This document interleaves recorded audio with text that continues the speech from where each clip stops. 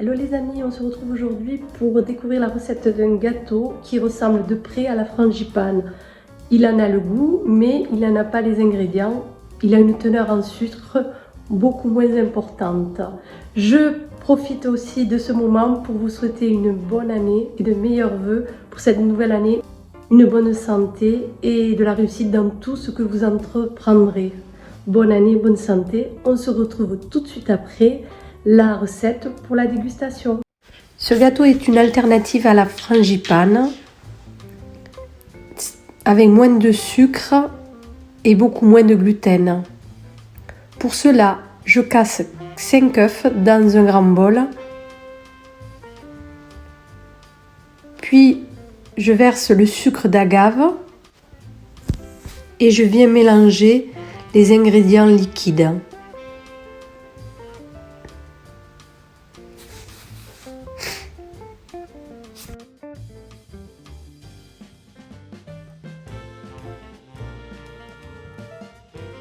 J'incorpore lentement la poudre d'amande, car il en faut tout de même 300 grammes. Alors moi je le fais en plusieurs fois, mais vous pouvez faire comme vous le souhaitez.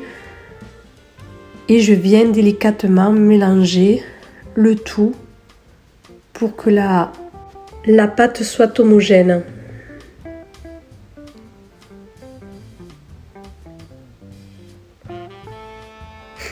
J'hésite pas à bien mélanger.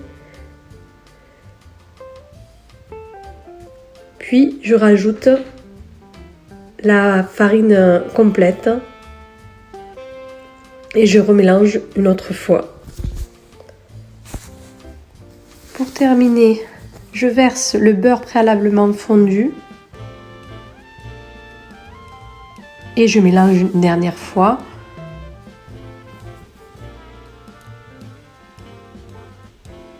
Sans oublier la petite touche qui fera que le gâteau aura vraiment le goût d'amande. C'est l'extrait d'amande amère qui va venir prononcer ce goût d'amande. Je mélange et enfin passons au montage du gâteau dans un moule de 25 cm.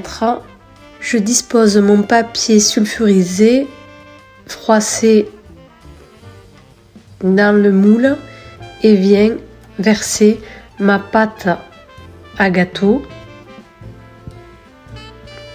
en faisant attention à bien étaler la pâte pour que celle-ci prenne la forme du moule. Donc avec ma maryse, je vais venir bien étaler, bien au fond, la pâte. J'oublie pas au préalable de faire préchauffer mon four à 210 degrés. Voilà mon gâteau. Puis, dernière étape, la décoration à base d'amandes effilées que je viens parsemer sur le dessus de mon gâteau.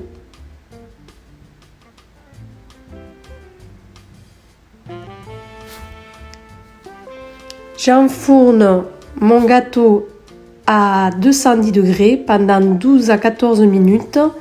Si vous le souhaitez fondant, plutôt 12 minutes, sinon 14 minutes.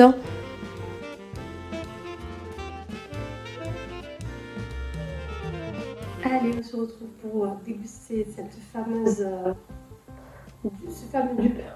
le fameux gâteau à l'amande. Un gâteau suffisamment moelleux, comme vous pouvez le voir. Il est très moelleux et même fondant à l'intérieur. Je vais le goûter.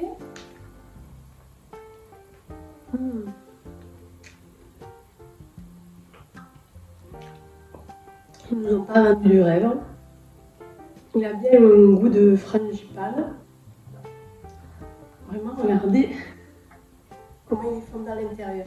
Donc si vous le laissez cuire moins longtemps, je l'ai fait cuire 14 minutes. Mais si vous voulez peut-être cuire 12 minutes, à voir, à mettre un couteau on goûte à l'intérieur, voir si il est encore, s'il est cuit. Il est bon. Pas sucré du tout.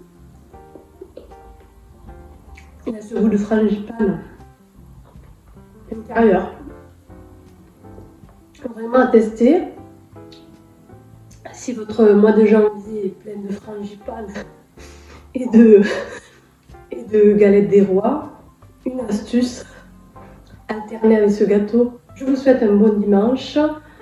À la semaine prochaine pour de nouvelles recettes. Prenez soin de vous et à très bientôt.